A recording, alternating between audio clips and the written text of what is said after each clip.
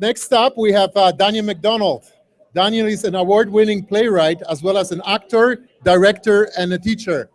Can I get your attention, please, guys? Thank you. He is currently an artistic associate at the Persephone Theater and will talk about their programming. Go ahead, Daniel. Thanks very much. Thank you. Oh, thank you. Pre-applause. That's very impressive. Thank you very much. So, a lot of people talking over that corner. When I was in grade 6, I went to see a play, and then I went and wrote a play when I was 11 years old and took it to my grade 6 class and organized a reading of my play with my grade 6 students. And somehow, Sister Anna let that happen, my teacher. And then, soon after that, I created a little theater company of 5 boys in my neighborhood, my brother and 3 other dudes, all between the ages of 11 and 13. And we would do plays in our neighborhood. I would write the play and direct it. My brother would be the star. And then the other boys would be supporting cast and technical and all of that kind of thing. So, for whatever reason, I have always done theater. Even before that, I come from a Catholic family. Even before that, we did pretend church, where we would celebrate church and we would invite our parents to be the congregation, and my little brothers and sisters I would be the priest and all that stuff, that ritualistic stuff. So somehow ritual is a big part of my life because theater is ritual. Theater actually is the most ritualistic of art forms. Theater started long before the Greeks. It started when the first dudes and maybe some women went off to kill some massive beast and brought it back, and they were feasting on the beast, and they reenacted how they killed this mother freaking beast. And people went, wow, that's crazy. And 4 people died while you killed this beast. That's where theater started. So that's the ritual. And for some reason, that's what attracted me to theater. What you're seeing up here is an image of a play I wrote called Velocity that I wrote several years ago, in which, so at the time, my daughter was fairly young, in her early teens, and I saw her go through, not so much necessarily her, but her friends, because she was pretty straight edge, but her friends struggled, and I wrote a play about a 15-year-old girl named Dot, who has to do a physics project or a science project, and she decides to do it on the physics of falling objects. And she chooses her dad as her falling object and explodes him out of the 73rd floor of his office tower and interviews him as he falls. So the entire play is her presenting this to the audience while her dad is falling from the office tower. So this was done at Persephone Theater a few years ago. It ended up in New York, and it ended up in London, and it got this kind of crazy following, which was pretty hilarious. It got published by a UK publisher, stuff like that. So this is the kind of theater that I like. This is the kind of theater that I write, and it's the kind of theater that moves me. So there's just some images. So not long ago, I wrote a play called A History of Breathing. In A History of Breathing, there's a boat on an ocean, on a big piece of water, and toad, turtle, and muskrat are in the boat. And they're waiting for Sky Woman to fall because they think it's the beginning of the world, and they have to go down, bring up Earth, and put the Earth down so that Sky Woman can start the world. But at the same time, there's another boat. Oops, that's not right. Oh, well, it's not there. At the same time, there's another boat that holds a young girl or a young woman around 18 and her father, who are escaping from genocide, and she's been raped by soldiers. and they think it's the end of the world. And these two boats are floating on the ocean at the same time. And then God shows up in his own boat, and shit happens. So I work at Persephone Theater. I think it's really interesting that the Remy spoke before, representative from the Remy spoke before us, because here's what the Remy's doing to Persephone Theater. It's like a nice little gentle hug by a huge ass bear, right? We're a relatively speaking small theater, although relative to most theaters we're large, but compared to the Remy, we are relatively small. And so, and in fact, Ellen Remy also paid for our theater as well. So it's very interesting that she has now brought on this other massive monstrosity, and all of us are going to cohabit this property down by the river, which is a beautiful place to be. I'm artistic associate at Persephone Theater. What is an artistic associate?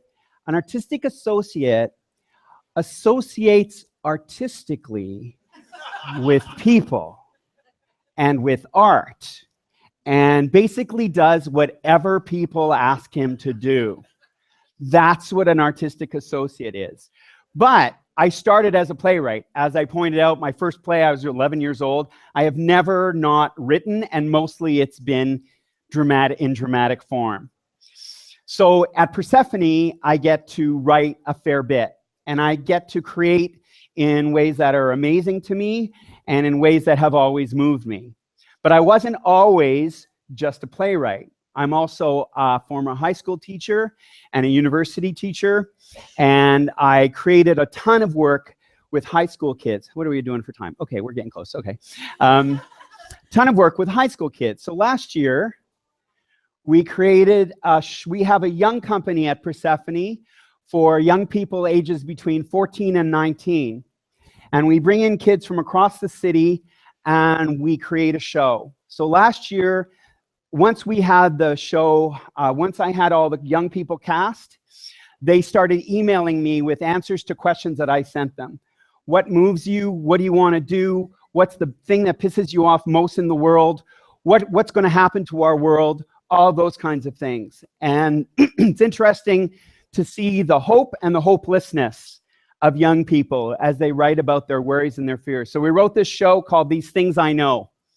And the show was me frantically writing scenes based on ideas that they had, coming back with it to them, and then telling me, you got to go rewrite this. We would never say this. For example, I learned the word asshat last year. I never realized that asshat is what young people call each other now. I was like, dork, bozo, whatever. They're like, nobody calls anybody that, Dan. So you need to use the word asshat. So asshat was all over our play, and they loved it. So that's just what I do at Persephone. We have a massive youth programming, as well as a main stage and a deep end series. So there's a whole bunch of things that I'm involved with. I have a play this year called Bang, which happens in May. And Bang is it stars Kent Allen. If you don't know Kent Allen, just come and see Bang, and you'll know what an amazing actor he is. He's Dr. Professor Bang, and he runs a clinic for people who are trying to make sense of their world through memory. And they are forced to deal with memory in ways that both terrify them, but fill them with love and hope. We have 2 actors on gurneys for the entire play, and Dr. Professor Bang and Trevor, his assistant, who is also his son, administer treatments in front of an audience who are there as clients. But they're on the run because, of course, it's questionable therapy. So that's Bang. At Persephone, we have, like I was saying, we have a huge youth program that I'm basically responsible for. We have a massive school, and we create work with young people for the purposes of having them learn about theater and learn about what theater can do for them. And theater is at a challenging time because most people want to stay home and watch Netflix. So live theater is struggling all over the world. From here to Berlin, I hear stories of what to do about why people are going to theater less. There are many good reasons and very interesting reasons, and these are just things that are so much fodder for discussion, especially for us as theater artists. I'll just scroll through these pictures to fill my last 30 seconds. Oh, and this was a show from Equivocation a few years ago. I just threw it on there. We built a mask, and then we had this head that was decapitated. So we had to do a mask of the person that was being decapitated. He wasn't really decapitated, though, just so you know. Anyway, I think that's it. Thank you so much. Any questions? I feel like a Keener asked 2 questions in a row. Totally. So I found it really interesting as you were talking about everyone wants to stay home and watch Netflix, and it's tough on theater. But on the other hand, you know, I have a younger daughter, and she watches what might be called theater, but she watches people play Minecraft online, and she also makes her own things online now too. Yeah. And so maybe it's a new form of theater where folks can get an audience, and I find it quite interesting because maybe people are staying home, but it's still a much more democratic form of art or expression. No? I would totally agree with you. There are some really interesting things that are happening that are theater hybrids, right? So we're using online technology. If you think about watching someone play an online game and then commenting on that online game, and then people watching you comment on that online game, that's insane. And that's theater. Like there's an element to theater in there. I'm not sure where the cutoff point is, where it's no longer theater, but there are tons of interesting things. There's an amazing young artist in Toronto named Jordan Tannehill, who is all about exploring what theater does and what theater can do. And there was a theater performance online on YouTube that was just simply one actor doing, you know, those young guys who are generally quite effeminate, and they want to do these big performances on YouTube and stuff like that. And they're huge into some diva, and they just want to perform.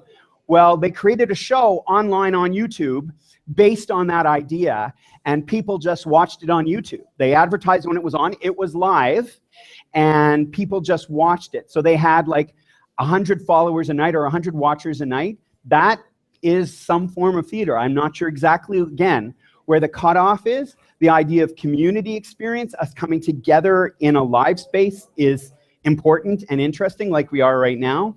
But again, that's only one form of it. So yeah, it's really interesting.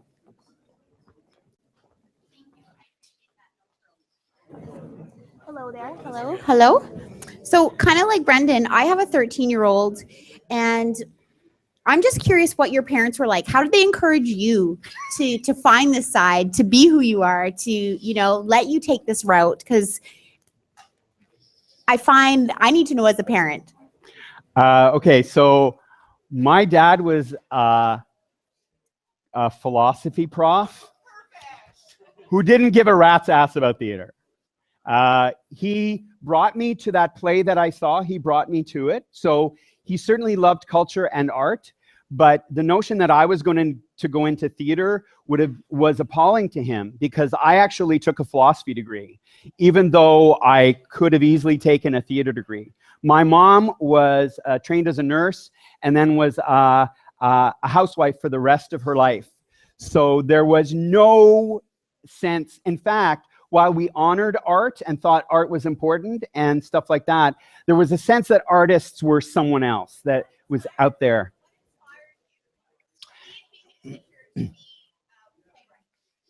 Well, when I was a teacher, I taught drama a lot of the time. I taught drama, I taught English, and I taught media studies. And I ran a huge theater program. So I had an outlet for it that way. So as soon as I started teaching drama in high school, it was an outlet for quite some time. But slowly my professional career started taking off as I wrote for myself. I was writing for high school kids, and we would collaborate on shows and these huge projects in high school. And it just started to sap me so much I couldn't keep going with it. And my professional career was going in another direction. So at some point I had to make a choice, and I just eventually had to choose to walk away. Great. One more question. Vali?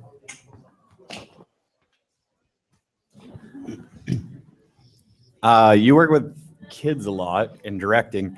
I was wondering if you could run through your creative process when you're directing, especially when you're taking input from other people, your actors and whatnot. How do you manage your creative process in terms of like being inspired but also not being distracted? That's a great question. The creative process changes with each process. So the work informs the process.